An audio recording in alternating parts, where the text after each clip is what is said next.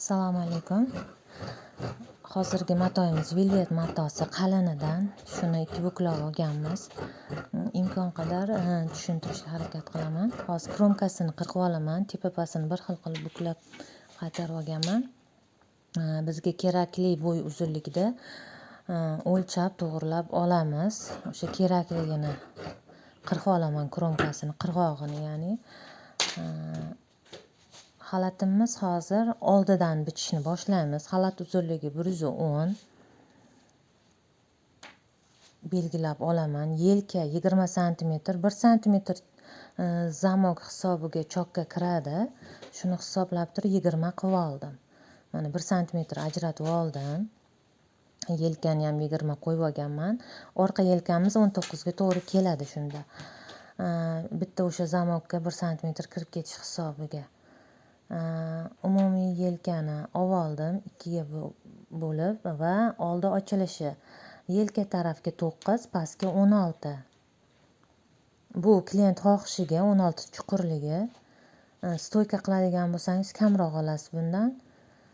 Oldi yelkamiz 3 sm tushib oldim. Hozir sal ko'rinmabdi o'sha tepa qismi. Pastga proymaga 3 sm dan keyin 21 sm tushib oldim. Bu ko'krak aylanadan kelib chiqqan holatda. Bu 52 razmerga bemalol tushadi, xuddi shu bichimda bichsangiz. Oldi kenglikla yozdim. Hozir bu ko'krak aylanani 4 ga bo'lib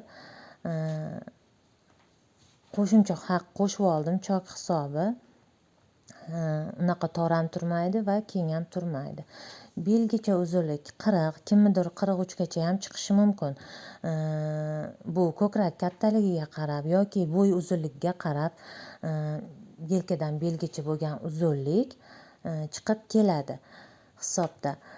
Bel aylanani ham mana santimetrlab yozib qo'ydim. Agar qorni bor ayollar bo'lsa qo'shib olishingiz mumkin. Necha o'lchasangiz 4 ga bo'lasiz va 1 sm chok, misol 1 sm tikadigan bo'lsangiz 1 sm chok haqi, 2 sm harakatlanish haqi. 3 sm qo'ysangiz agar ikkilanishda bemalol klientga kiydirib ko'rib yonidan olib tashlashingiz mumkin. Kimdir tor yopishib turgan kiyadi, kimdir ozroq figurasini bildirmay kiyadi. Shuning uchun 3 sm qo'ysangiz juda norma. Va metrni ham tortib qisib o'lchamaslik kerak va metr ham tushib ketadigan darajada o'lchamaslik kerak. Aylanalar, ya'ni ko'krak aylana, bel aylana, buksa aylana. Ko'ylak orqaga tortmasligi uchun bel balansini oldi va orqa bel uzunlik albatta to'g'ri o'lchaniladi. Shuning uchun asos andoza o'rganilishi shart. Deyarli mana xalatimizni bichib oldik. Mana aynan o'sha bel qismini men belgilab olaman. Cho'ntak o'rnatishda ko'proq qiynalyapsizlar. Mana cho'ntakni beldan pastga 4-5 sm bo'y uzunligiga qarab tushib olinadi. Xohlagancha cho'ntagingizni ishlab chiqasiz mana. Xohlang bunaqa ustiga qoplama, xohlang yon cho'ntak, xohlang sekret cho'ntak, chokka o'ziga tikiladi yon chokka. Bo'y uzunligini men shunaqa qilib to'g'rilab olaman mana. Qancha etak keng bo'lsa, ikki yon shuncha ko'tarilib ketadi. Yoy sifat bo'lib. Bu etak kengligiga bog'liq.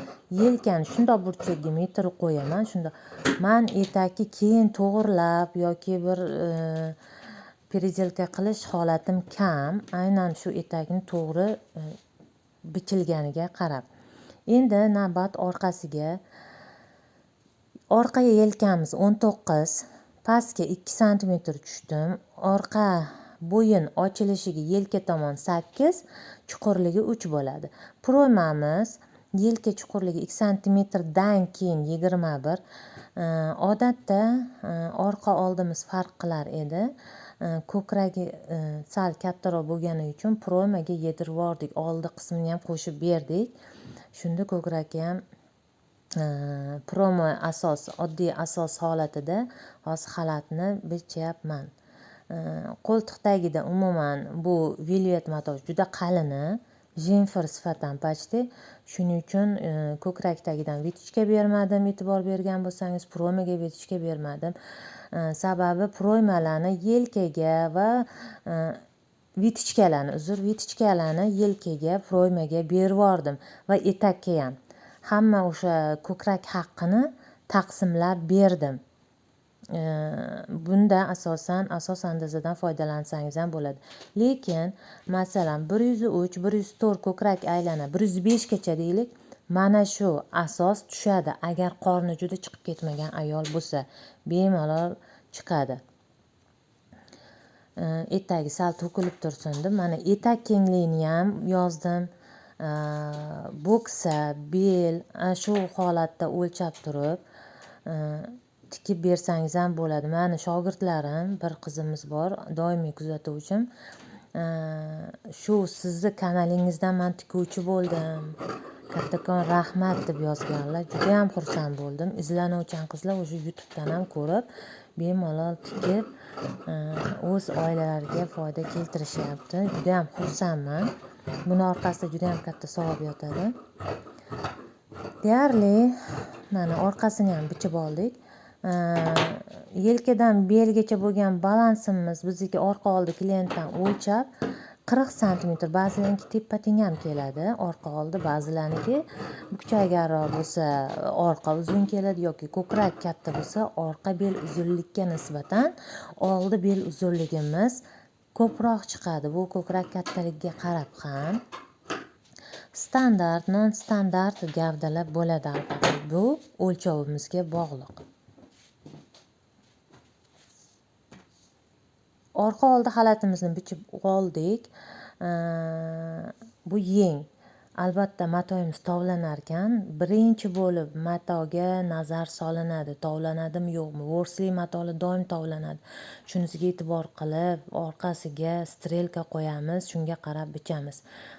Yengimizni uzunligi klient xohishi bilan olib oldik. Chok haqi qo'shib oldim va qaytarish tepaga, pastga qancha chok haqi ketsa qo'yib 60 sm qilib oldim.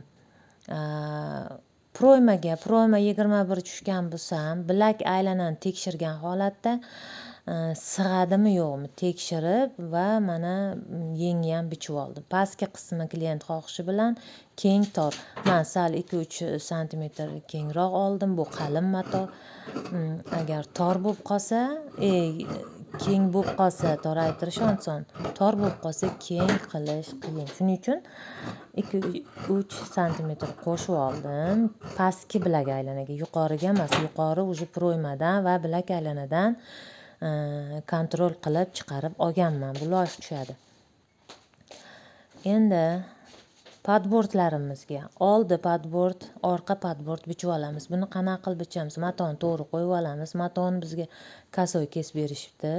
Anchagina bir tomoni 5-10 sm ga kam keldi.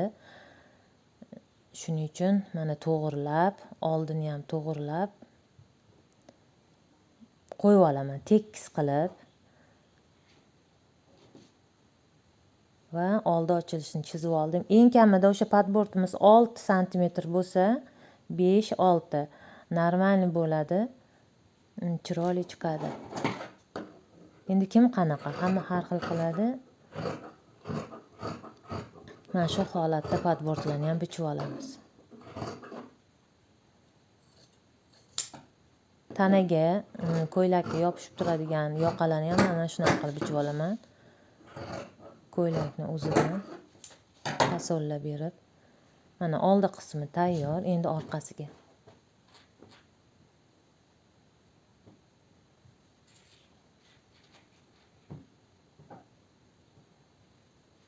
Mana orqasini ham tekis qilib, matoga bir xilda qilib joylab olaman. O'rta buklov qismlari ham bir tekis, bir chiziqqa tushishi kerak. Padbordni ham, asosni ham. Va aylantirib mana 6 sm da buni ham bir xil qilib chizib bichib olib qilib olaman.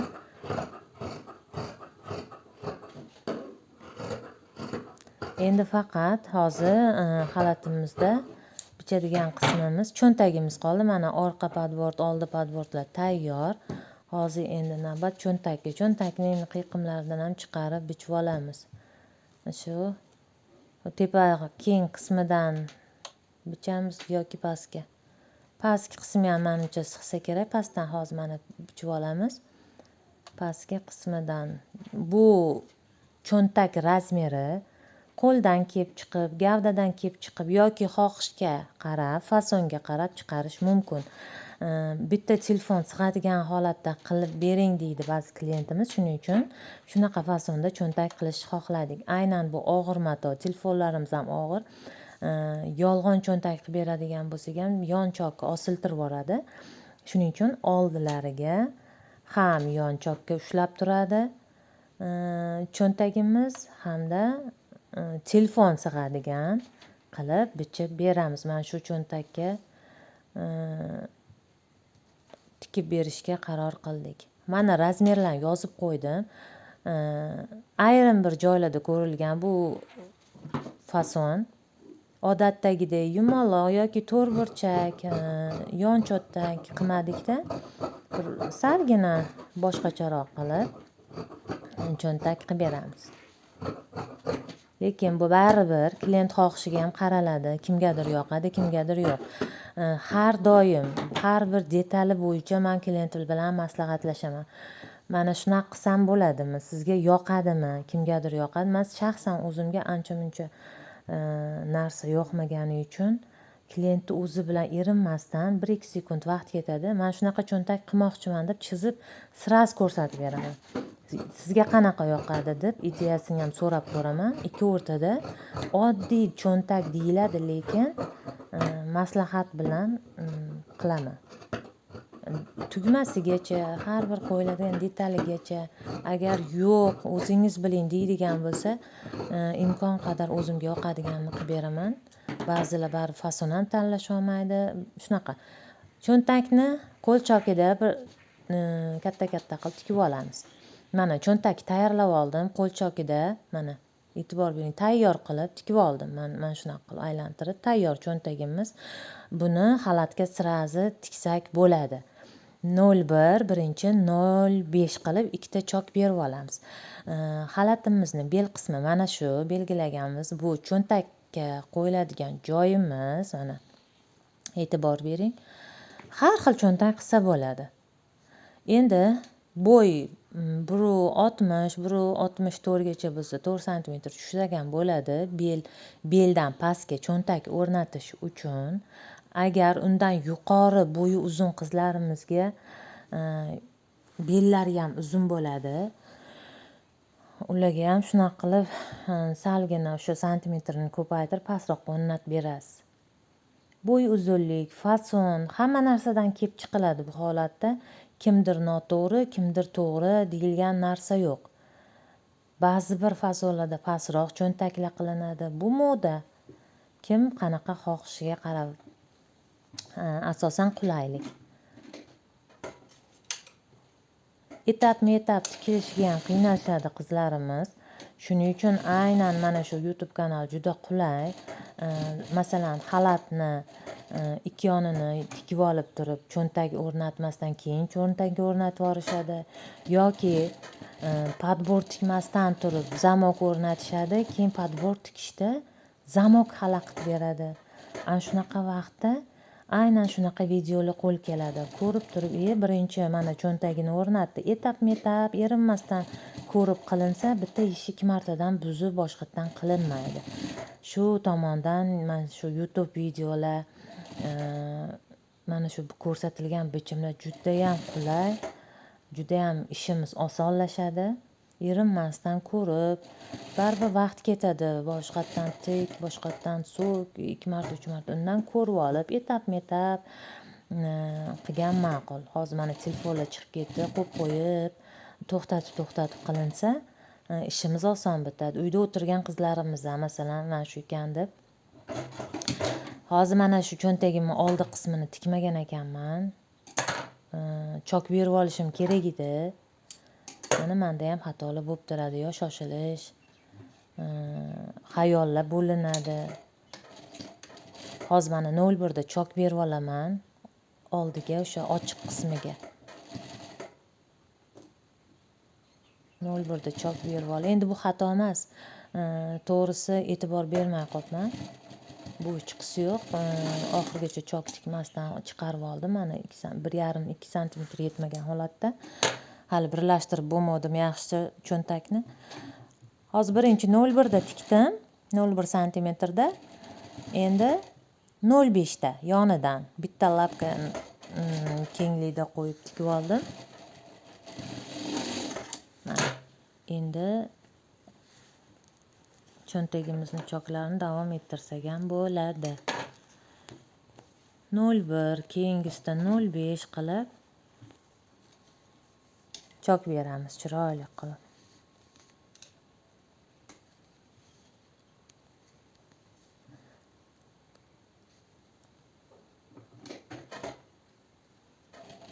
Albatta zakrab beriladi. Bu qo'l постоянно kirib chiqadigan joy mahkamroq tikilinadi. Iplarni har bittasini tozalab, аккуратный ish qilsak, sразу ishimiz o'xshab chiqadi. Dazmol qilinadi. Cho'ntagimizni yana ham tekislashadi. Hozir 0,5 da chok berib olaman.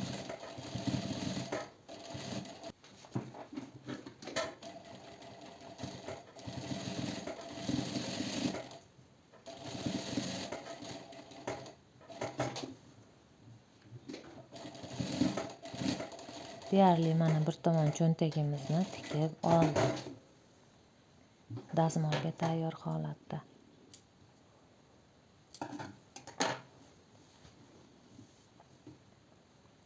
Qo'l chokida tikkan choklarimizni so'kib olib tashlaymiz.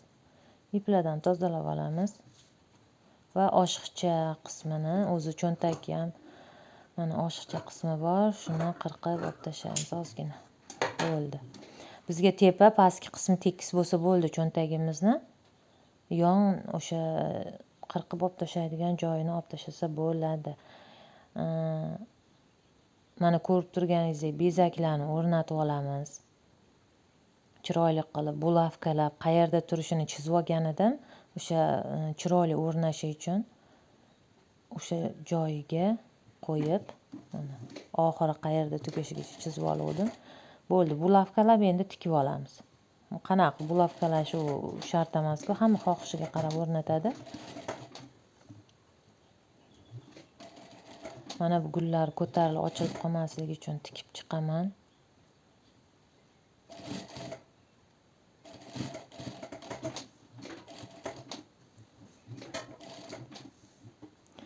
Oddiy materialga ham shunaqa bezaklar bilan chiroyli ko'rk, chiroy berilsa bo'ladi.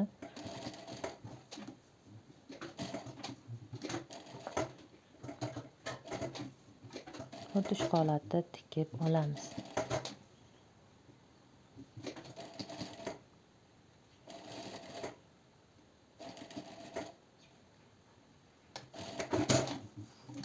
Bo'ldi mana. Mashinkam ip uzmayapti, o'zi ip uzar edi. Hozir endi o'zim uzyapman.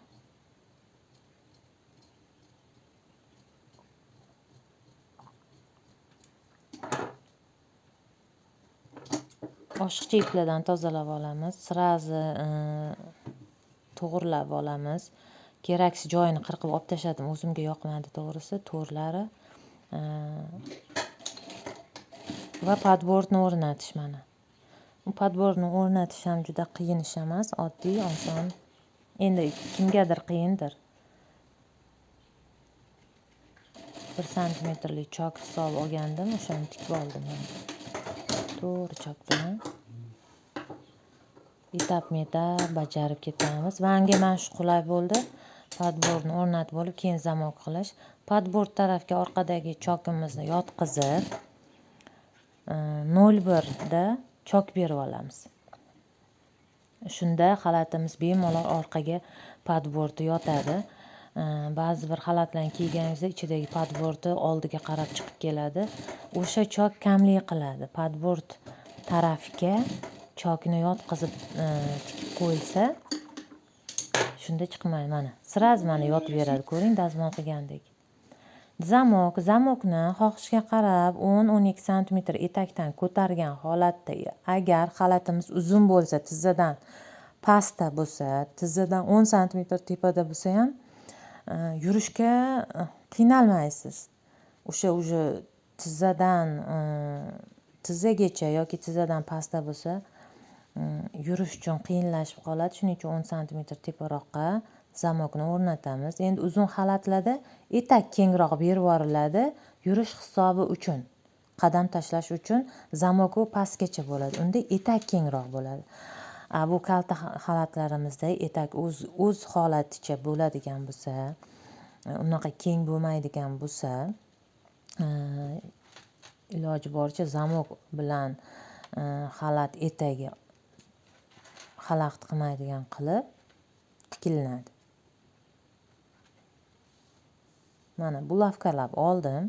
Xalatimizni oldi qismiga tekshirib olamiz, to'g'ri o'rnadim yo'qmi. Yaxshi bo'ladi. Endi belgi qo'yib olamiz ikkala tarafga. Hozir tikkanimizda ham balandpast bo'lib qoladi. Ba'zi bir zamoklarimiz ham birak chiqadi. Materiali, qora materiali to'lqin sifat, zamok o'zi tortilganroq chiqadi. Shunda ham o'rnatilish juda qiyin bo'ladi. Ba'zi bir zamoklarda zamokni ham olgan tekshirib oling. Juda qora materialni bo'sh ishlab chiqishgan. Xalatga shuni qo'yadigan bo'lsangiz, umuman bir chiroyli turmayapti. Zamokni ham materiali o'sha ikki yondagi qora materiali tekis, qattiq bo'lishiga e'tibor berib olish kerak. Shunaqa va materialni cho'zib emas, o'z holaticha tikish kerak zamokka. Agar materialni cho'zib qo'ysangiz, to'lqin qilib tushirib beradi. Birinchi oddiy zamokda mahkamlab olaman, keyin o'sha zamok lapka bilan zamokni tagrog'idan tikib chiqaman. Mana oddiy zamok o'rnatish qiyin emas. Zamok o'rnatish ko'rsating deyishgan ekan. Nimasi bilan men qiynalmayman ko'proq? Men frizelin yopishtirib olaman zamok tagiga. Zamok masalan 1,5 santimetr, 2 santimetr enlikda, mana e'tibor bering, uzun qilib xalatni cho'zmasdan o'z holicha joylab olaman dazmol stolga. Keyin to'lqin ham bo'lib qolmaslik kerak. Cho'zib yubormasdan, xalatni oldi zamok o'rnatadigan joyini cho'zib yubormasdan tekis taxlab olib, uzun qilib frizelin yopishtirib olib, keyin tikaman zamokni. Mana har bir detalini etak qismidan boshlab cho'ntak oldi ko'rinishlarida cho'ntak bormi, nima bezagi bo'lsa, o'sha joylarini bir-biriga tekis qilib, mana cho'ntakni tekshiryapman. Cho'ntakni ham to'g'rilab, ikkinchi tarafida cho'ntak qirg'oqlarigacha bulavkani qo'yaman bir xil qilib. Oldiga yana to'r qo'yganmiz. Oldi to'rini ham to'g'ri o'rnatib olaman. Bir-biriga bir xil mos qilib bulavkada mana e'tibor bering. Aynan shu yerini birga qo'yaman. Nima sabab? Tepa qismi bir xil, etak qismini bir xil bulavka qildimmi, bu o'rtada shuncha narsa yeyilib ketish kerak. Buni taqsimlab olaman keyin. O'sha bezaklar, cho'ntaklarni bir-biriga qo'yib olgandan keyin to'g'risiga qolganini mana to'lqin turibdi, taqsimlab olaman har birini. Bir xil qilib. Shunda xalatni shunday kiyganda chiroyli turadi. Masalan, voy to'lqin yig'ilib ketdi, etakka chiqarib yuboraman yoki tepaga chiqarib yuboraman deb qizlarimiz shartta etakdan ko'payib ketsa, pastga etak cho'zilib ketsa qirqib tashlashadi. Yo'q, unaqa emas. O'sha boshga oxirgi qismi bir xilmi? Bo'ldi. Mana tikib oldim. Bulavka qilib ko'rsatib o'tirmadim. Cho'ntak bir xil keldi. Oldi to'rlari hozir qiyshiqroq turibdimi? Ko'rinmadi sizlarga. Ko'rinishda qiyshiq xolos. Hozir men yana bir to'g'irlaganimda ko'rib olasizlar. Hech qanaqa moz kamerada o'tirib, mana e'tibor bering. Hamma joy bir xil kelgan, e'tibor beringlar. Bir xil chiqqan. Endi bu oldi qismini orqaga to'g'rilab tikib olamiz. Endi ba'zi bir joylarida orqani, padbordni top kelguncha ham kamerani o'chirgan holatim bo'ladi. Shunaqa. Overlock qildim orqa tarafni, padbordni. Va mana joylab olamiz. Dazmol qildim oldi qismini. Mana shu mana ko'rinib turibdi. Masalan, ba'zida qo'shib qo'yib ham video olishadi. Tushunganlar tushunib oladi bemalol. Padbortni bunaqa usulda ham o'rnatsangiz, tiksangiz bo'ladi. Keyingi videolarda xudo xolasa osonroq usul bilan ko'rsatib beraman. Bu qalin mato bo'lgani uchun mana shu usulda tikib oldim padbortni. Orqa asos ustida, ko'ylak ustida, orqa padbort pastki qismda qoldi. Va yana keyingi videoda yana bir boshqacha padbort o'rnatishni ham ko'rsatib o'taman. Yaqin orada xudo xolasa chiqaraman. To'g'risi montaj, tikish, uy ishi hammasi zakaz ko'p. Shuning uchun ham qo'lim tegmayapti montaj qilib chiqarishga. Imkon qadar mani kuzatuvchilarga kurslarni sotib olmasdan, masalan, baribir endi bu ehtiyoj, pul sarflamasdan o'rganmoqchi bo'lgan qizlar shu YouTube'dan ko'rishadi, o'rganib tikishadi. Ba'zi bir qizlarimiz bor, qo'shnidan mashinka olib chiqib tikib kiygan qizlarimiz bor. Shunaqa harakat qilgan qizlar ko'p, zarar qilmasdan o'rganish uchun. Endi zarar emas, o'rganish shu baribir pulga. Mana yaxshi o'rnadi, bo'ldi padbortimiz, dazmol qilsak bo'ldi. Overlock qilamiz dazmol qilishdan avval. Endigi navbat biz klientimiz xohishlari bilan etagimizni yoy qilib olishimiz kerak edi. Hamma joyini o'rnatib olib, chiroyli etaklarni mana birlashtirib, zamok o'rnatib bo'ldim. Shundan keyin mana yon etaklar hammasi bir xil. Shuni qo'yib olib, to'g'risi hozir yon tikishda esimga keldi. Nima o'zgartirishim kerak edi yon tarafdan. Hozir birlashtirib tikib qo'ymabman yaxshiyam. Bunda overlock qilinadi, har bir chopga yorib dazmollanadi. Bir-biriga tikib qo'yilmaydi. Overlock ham bir-biriga yopishtirib tikilmaydi ikkita chopga. Orasi yorib overlock qilinadi, yorib dazmol, shunaqa bo'ladi. Shuning uchun yaxshi esimga tushdi. Yon taraf shunaqa yoy bo'lish kerak edi xalatimizda. Hozir shuni mana chiroyli bichib oldim. Qirqib, endi overlock qilib olaman.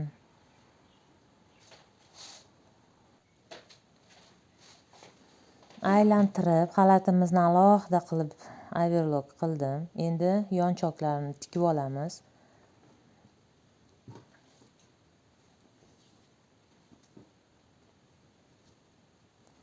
To'g'rilab, bel balansli hamma joyini hozir mana etakdan boshlab tikib chiqaman.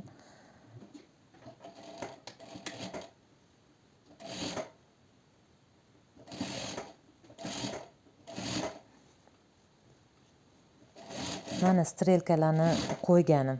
Teskari tarafiga mana shu tepa qismi deb strelkalar qo'yib, melda chizib chiqqaman, agar ko'rinayotgan bo'lsa sizlarga. Matoni har ikki qarich joylariga strelka chizib chiqdim. Baribir shoshaman, kimdir kelib qoladi. Ana shu vaqtda chalg'ib qolishi mumkin, bichib yuborishi mumkin. Ikkinchi taraf shu oddiy tikilinadi. Ko'rsatishim shart emas, yorib dazmol qilinadi. Oldini tugatib qo'ymasdan yonga o'tib ketibmiz shoshib.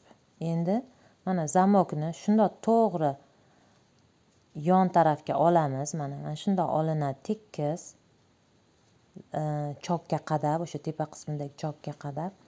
Mana padbortni ham qanaqa buklaganini ko'rdingiz. Juda ham oson, hech ham qiyinchiligi yo'q, faqat oxiriga borganda ehtiyotli bilan qo'l bilan iynani mashinkani qulog'ini burab bitta o'tkazib yuborasiz sekin. Bo'lmasa qarsillatib iynani sindirib beradi zamok. Bu temir zamok. Qattiq zamok. Shuning uchun sekin ehtiyot bo'lamizda o'tkazib yuboramiz. Ana. Keraksizini oshiqchasini qirqib tashlaymiz. Avval tekshirib olamiz, to'g'ri tikildimi yo'qmi. Qirqishdan oldin shap etib qirqib yuborsak ham bo'lmaydi.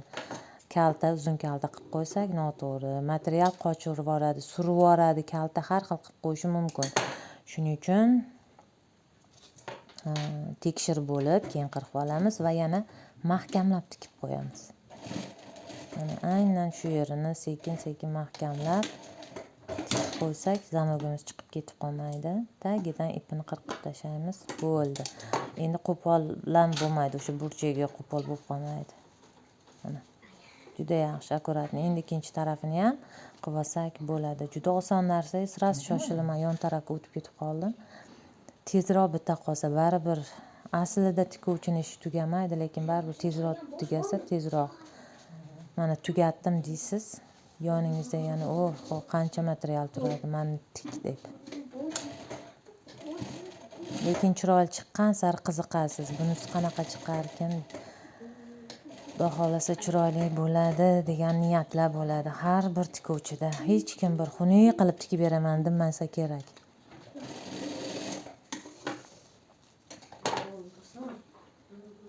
Hozir mana zamokni ham tekshirib oldim, bir xilmi yo'qmi, mana qirqib olaman. Hech qancha vaqtim ketmagani uchun har bir detalni iloji boricha tekshirib olib qilishga harakat qilaman. Mana. Endi yana bir ishimiz bor.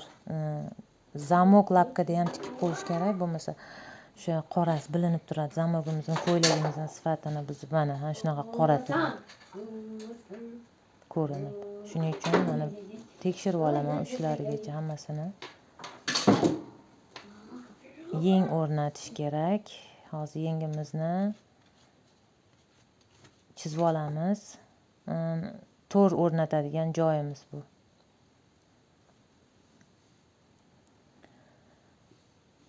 Bulavka qilib olamiz. Xohlang tekis tikib chiqsangiz ham bo'ladi. Men endi gullarini ham o'z joyiga aylantirib tikib chiqdim. Tekis tikib olsak ham bu qalin mato bo'lgani uchun ham joy-joyida tikilmasa o'xshab chiqmaydi.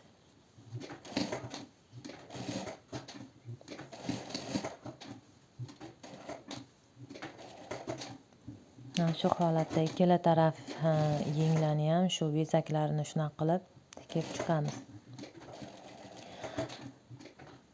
Agar yengni to'g'ri o'lchamagan bo'lsangiz, hozir menda ham salgina o'sha uzunlik berganman qo'shimcha, shuning uchun salgina teparoqqa o'rnatdim. Bunaqa to'rlarni ozroq o'sha 2-3 cm teparoqqa o'rnatasiz. Keyin o'sha kalta uzun bo'ladigan bo'lsa, to'rni ham sotib o'tirmasdan yengni kalta qilib berasiz bemalol. Mana shu holatda buklab olamiz. 1 cm oshig'i bilan tepaga o'rnatganmiz.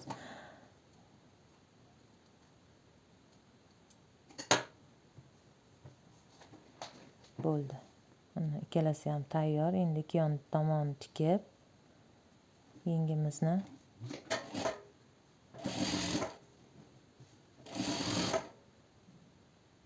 overlock qilamiz.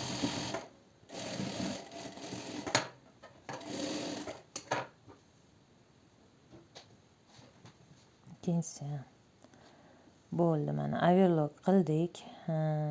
Yengimizni tekshirib olamiz ko'ylakka qo'yib. Mana shuncha oshiq kelsa, aynan shu yelka qismiga chiroyli qilib pasatka qanaqa burma bo'lmaydi-da, chiroyli aylana bo'lib yotib beradi yelkamizga. 2-3 cm oshig'i bilan kelishi kerak yengimiz.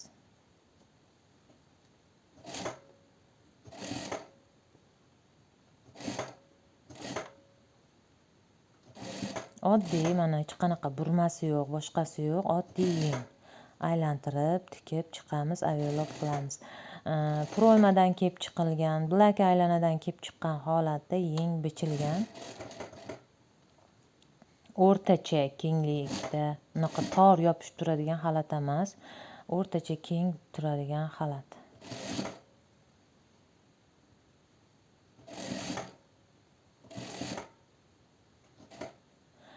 Toraytirib beradigan, tanaga yopishtirib kiyadigan klientlar uchun o'sha yengdan va yon taraflardan tikib olib berish mumkin. Etagini mana shu holatda aylantirib tikib chiqamiz, dazmolqa bo'lib ikki yonni. Yengni buklab olamiz. Endi mana buklov tikishlarga yeng buklanadi, etak qaytariladi.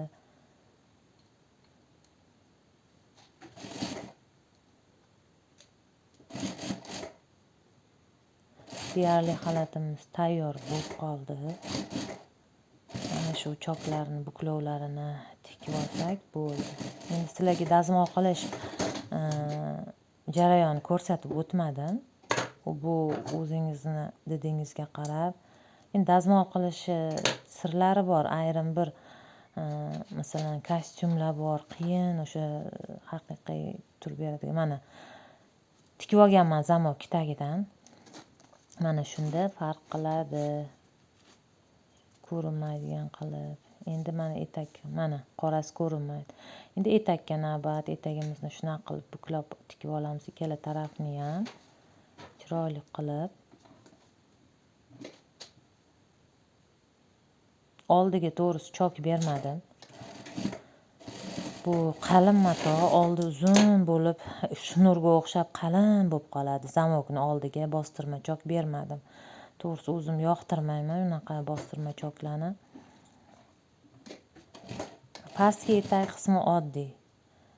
O'sha masalan necha santimetr yoki klient xohishi bilan necha uzunli bo'ladigan bo'lsa 2 santimetr tashlaysiz etakdan 3 mi yoki 1 mi o'shani aylantirib buklab tikib chiqilinadi. Aynan ikki yonlarida tagidagi o'sha men ustidan tikkanimki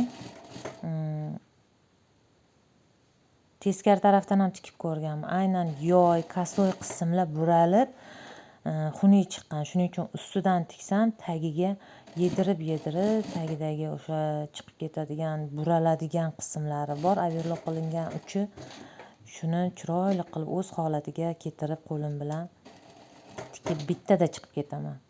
Buralib qolmaydi shunda. Ayniqsa kasoy kesilgan joylar buralib ketadi. Shuni oldini olgan holatda o'sha ikki yonini aylana qilib bichganimiz uchun doim etakda doim tepa qismida menda o'ng ip bo'ladi. Masalan, o'ngiga tikkanda ham matoga bir xil tushadigan ip ustida bo'lgani uchun ana shunaqa tikib yuboraman. Mana xalatimiz tayyor bo'ldi. Hozir bezak ishlarini boshlaymiz. Kattakon rahmat meni kuzatganingiz uchun. Rasmda tayyor bezak bo'lgan holatini ko'rasiz. Sog' va salomat bo'linglar. Hozir ikki xil bo'lib qoladi. Bitta bosganingizda bunday qimirlab